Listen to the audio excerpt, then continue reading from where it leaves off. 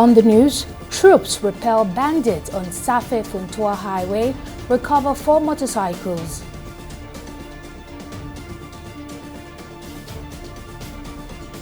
Nigerian government steps up vaccination as polio variant threatens Northwest.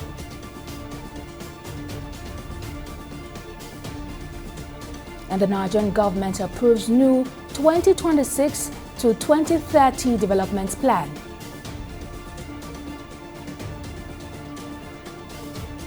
It's a pleasure to have you join News Now on TV360 Nigeria. I am Victoria Konde. Kicking off with security matters, troops of Operation Fasten Yama reportedly repelled a bandits' attack along the Safe-Funtua Highway in Zamfara State, recovering 4 motorcycles abandoned by their assailants.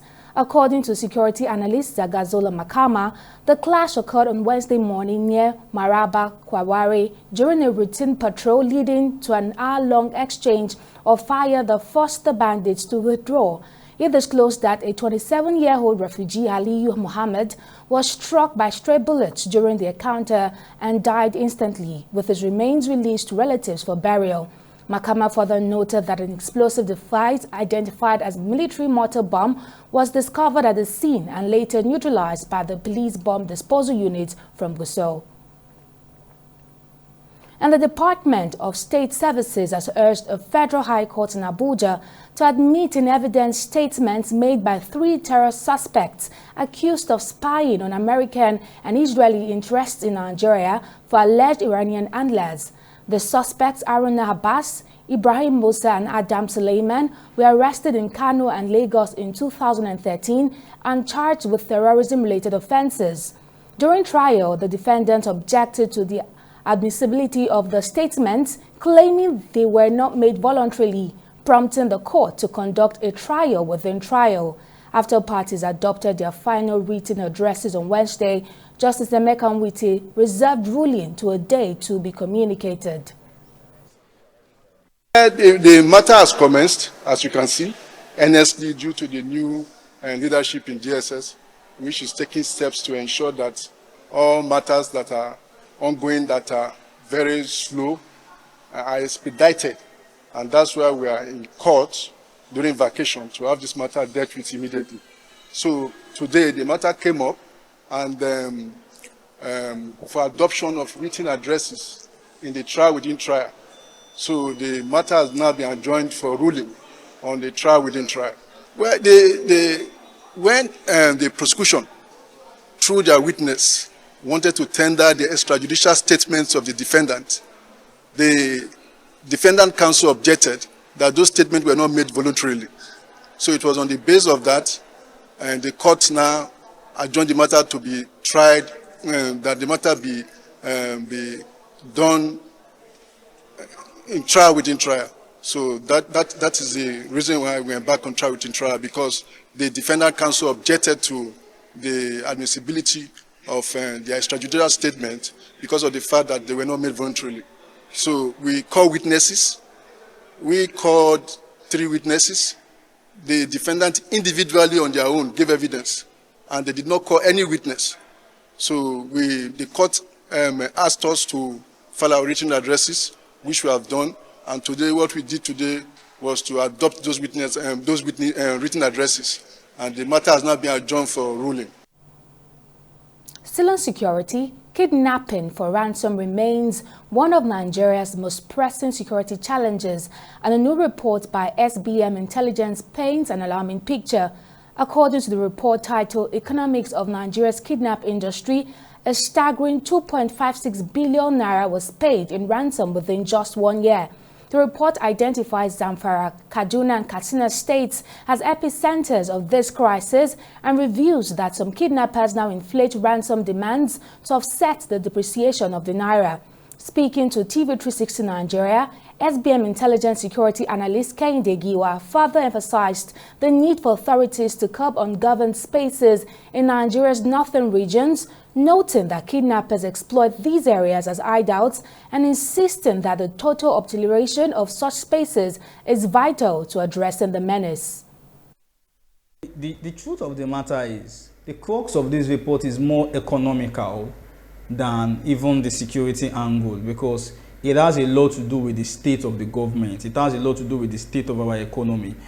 The more deteriorating or the more bad the economy is, the more these rates would increase. The more bad the economy is, the more an average Nigerian will be recruited as a kidnapper.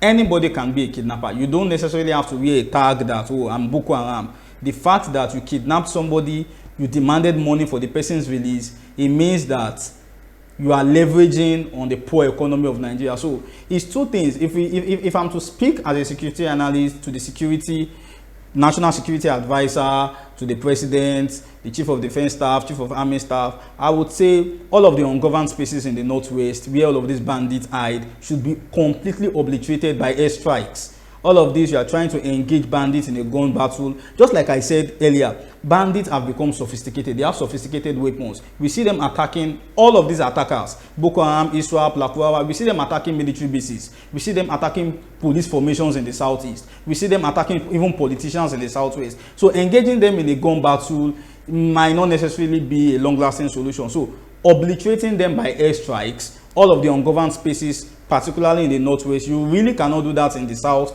because of the dense population. But from the security angle, that's a major factor. Another factor in curbing, all of this madness, so to speak, is that we need to also try as much as the security in Nigeria needs to try as much as possible to dismantle. We have over 30,000 bandit networks in Zamfara alone. So you can imagine the workload. Of course, the Nigerian security architecture is overstretched. We are dealing with a compendium of security problems: Boko Haram, Fulani herdsmen, IPOB militants, gangs, cultists. We are dealing with a lot. So that is not to say that we cannot actually nip all of this in the bud. Then from the economy angle, the economy has to improve. Every country, every state, every community that has a depreciating economy is only triggering or is only a catalyst for high crime rates, whether we like it or not, in any part of the world. The deeper the economy goes down, more crime rates. People would involve themselves in kidnappings for ransom, and these numbers are only going to increase based on the economy, which is going down. So the naira has to be stabilized. Inflation has to be brought down. The economy has, to start functioning appropriately. There needs to be more permanent reforms in the security aspect instead of just engaging bandits. All of that is not working again. We need to start picking out all of the forest.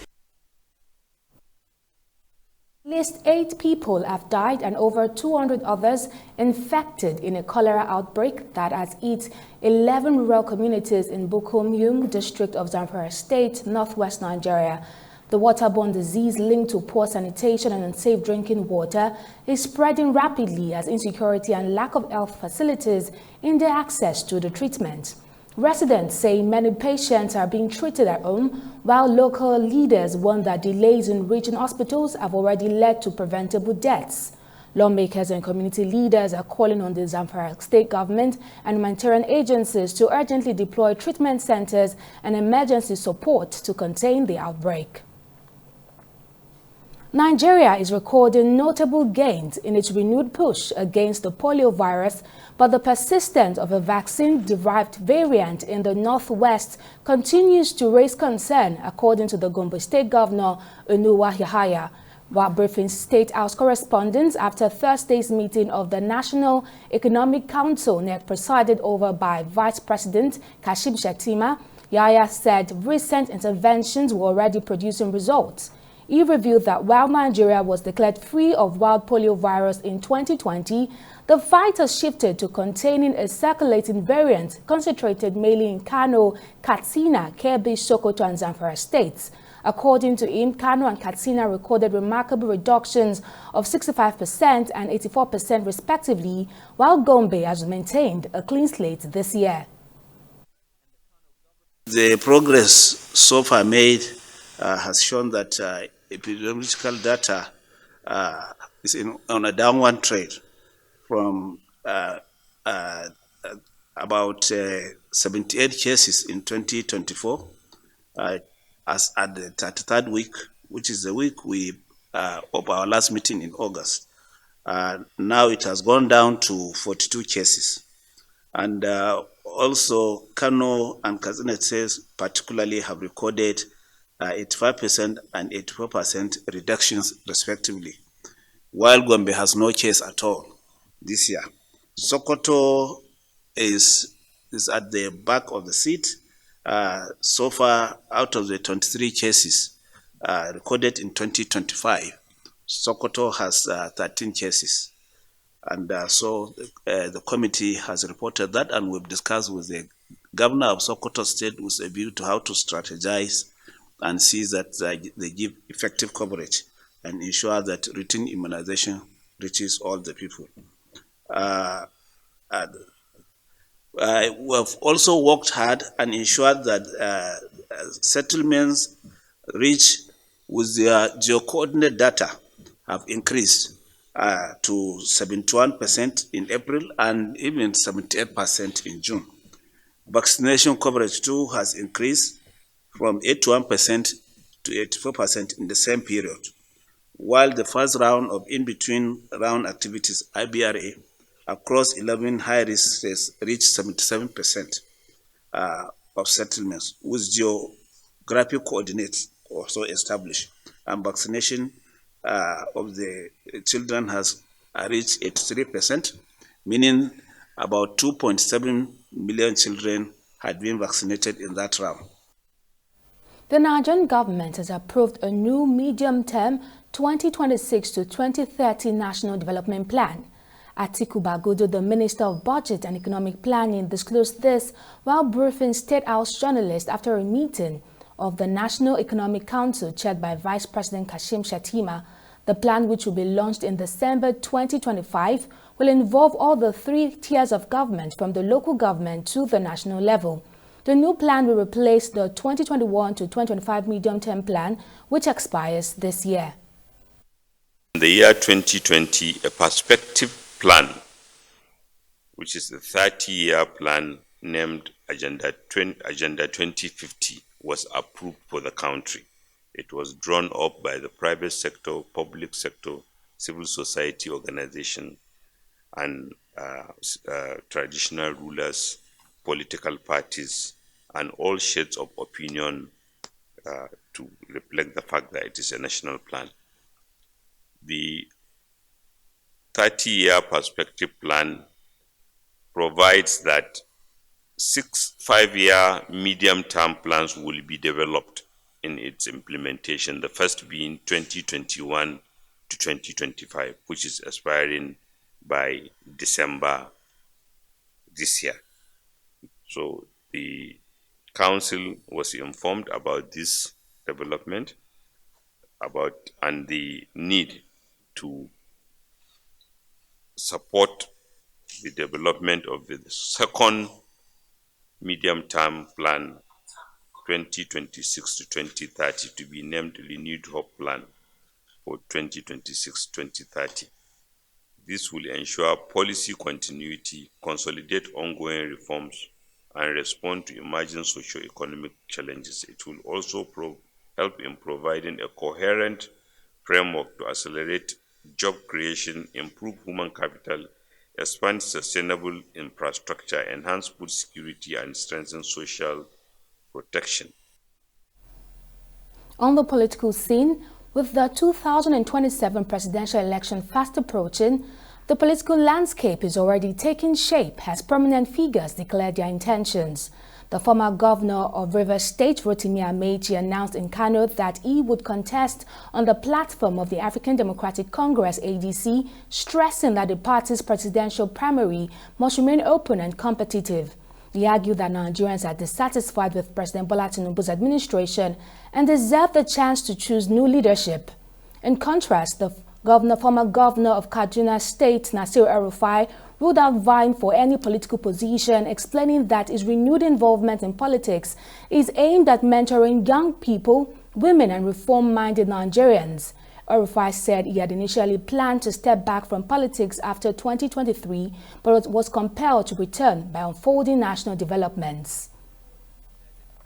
Still on politics, The All Progressives Congress, APC, has lauded its victory in the August 16 legislative by-elections, where it won 13 out of 16 seats across 12 states, describing the outcome as proof of Nigerians' confidence in President Bola Ahmed Tinubu's leadership. The National Organizing Secretary Suleiman Agongo dismissed opposition claims of irregularities and confirmed that 4 aspirants, including Governor Abiodun Oyebanji, have purchased forms for the upcoming Ekiti governorship race. He reiterated the party's gender inclusion policy, which grants women a 40 million naira discount while also dismissing rumors of Oyebanji's defection. Agongo added that adopting Tinubu as a 2024 candidate does not exclude other aspirants, stressing the APC's commitment to security, welfare, and national progress. There is no dictation or dictatorship in democracy, but the aspiration of the people will be the wish of the party. And it is the wish of the party. We as leaders of the party today, the NWC, have endorsed President Bola Ahmed Tinubu this year as the next presidential candidate of the party. And by extension, other organs have done similar thing. Governors in most of the states, zones in most of the 6-door political zones have also adopted same. But that does not mean that the door is closed. That does not mean that when time comes, like we did always, we'll make our timetable known so that for anybody who wants to aspire to be the next president of this country, under the platform of All Progressive Congress, we will not deny him that opportunity to come and purchase form. We will allow him to come and pay so that he can exercise his franchise as a member of the All Progressive Congress. We have never said it for any time, for any day, that we have closed the door. But we are only telling people that we appreciate what Mr. President is doing to the good people of this country. Now, the Managing Director of the Nigerian Railway Corporation, Kayode Okpeifa, has returned to the site of the train accident of Tuesday, 26 August 2025 to personally oversee ongoing recovery operations alongside NRC recovery engineers. During the exercise, the recovery team successfully retrieved one of the derailed passenger coaches in addition to the locomotive earlier recovered on the day of the incident. Okpeifa commended the engineers for their professionalism, resilience, and swift response in handling the situation. The Managing Director also expressed appreciation to the security agencies deployed to the site for ensuring that the recovery process was carried out smoothly, safely, and without disruption. We'll go for a short break here, but still to come on News Now. Former Equatorial Guinea anti-graft boss Baltasar Engonga jailed for 8 years over sex tape and embezzlement scandal. Details of the story right after this break.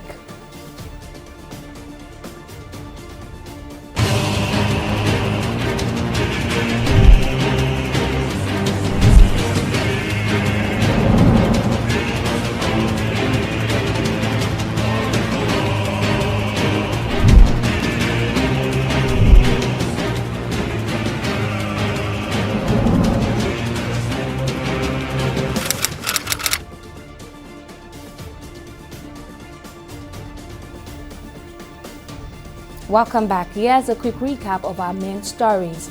Troops of Operation Fasten Yama reportedly repelled a bandit attack along the Safe-Funtua Highway in Zamfara State, recovering 4 motorcycles abandoned by the assailants.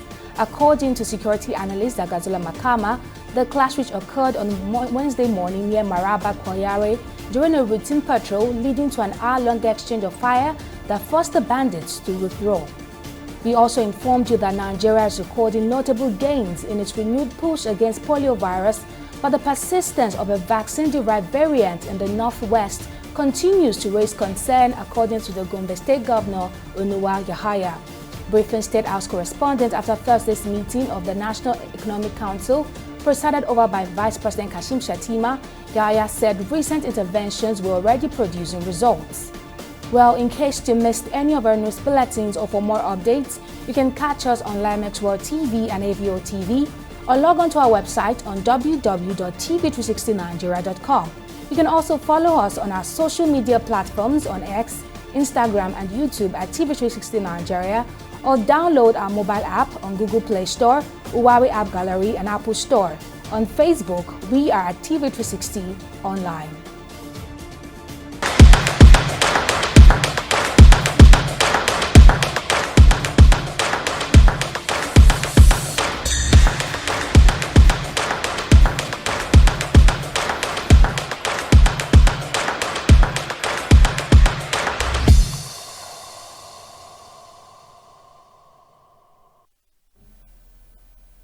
In the world of business, the Nigerian government has released fresh figures on key national savings following the National Economic Council meeting chaired by Vice President Kashim Shettima. According to the Accountant General of the Federation, Shamsuddin Ogunjimi, the excess crude account currently owes about $536,000, while the stabilization account stands at roughly 78.5 billion naira. Officials say the disclosures are part of ongoing efforts to ensure transparency and accountability in the management of Nigeria's economic resources. The Honorable Minister of Finance and the Coordinating Minister of the Economy gave an update on the following account balances. First, excess crude account, which stood at $535,823.39. Second is the stabilization account, which stood at $78,453,757,583.19. The third account that was presented was the natural resources account, which stood at $106,727,527.59.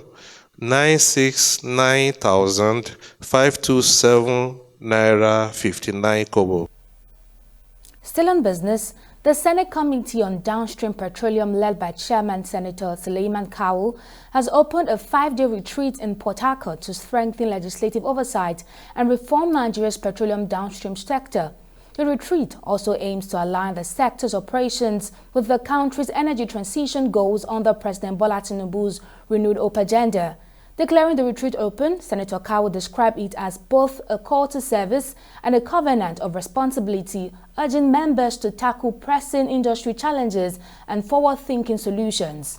He pledged that the committee would conclude the session with a concrete legislative agenda designed to boost energy security, enhance national productivity, and support economic diversification.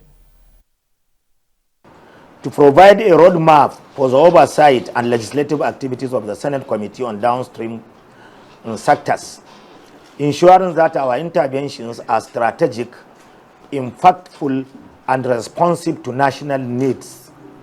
To critically evaluate the implementation of Petroleum Industry Act 2021, particularly the provision on the Midstream and Downstream Gas Infrastructure Fund and the Host Community Development Fund, which are pivotal for exclusivity, growth, and social justice. To strengthen the capacity of committee members to exercise effective oversight, appropriation, and legislative review, in line with the constitutional mandate of the National Assembly and the vision of the renewed hope agenda. To deepen collaboration with stakeholders across government agencies, industry operation, host communities, and development partners, so that the downstream sector is not only commercially viable but also socially equitable and environmentally sustainable.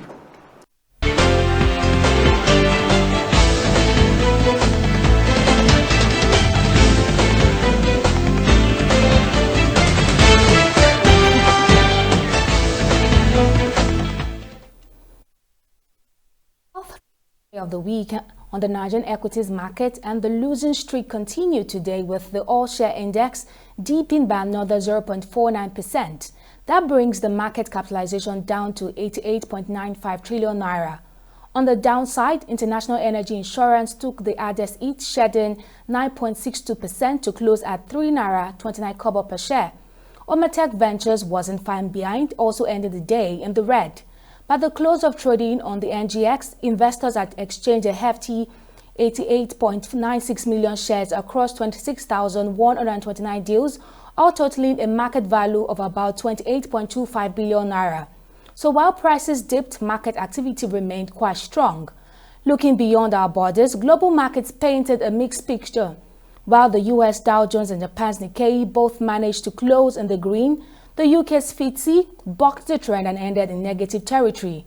As for the Naira, it continues to feel the pressure in the forex market. It traded at 1,545 Naira to the US dollar, and at 2,100 Naira to the pound, and at 1,790 Naira to the euro. Moving on to the global scene, a court in Equatorial Guinea has sentenced senior government official Baltasar Ebang Engonga to 8 years in prison for embezzlement following his conviction for diverting public funds disguised as travel expenses. According to Supreme Court Press Director Hilario Mitogo, the Bioko Provincial Tribunal found Engonga guilty of misappropriating state money earmarked for professional trips and converting it to personal use. In addition to the jail term, the court imposed a fine of $220,000. Still on the global scene, a Colombian court has sentenced a 15-year-old boy to 7 years in juvenile detention for the shooting of presidential hopeful Miguel Torbe during a campaign rally in Bogota in June. Torbe, a 39-year-old conservative senator, was struck by 3 bullets and underwent multiple surgeries before succumbing to his injuries on 11th of August. The teenager was convicted on charges of attempted murder and illegal possession of firearms. Finally, on sports, world record holder in the women's 100-meter hurdles Tobi Amusan has pulled out of the 2025 Diamond League final in Zurich.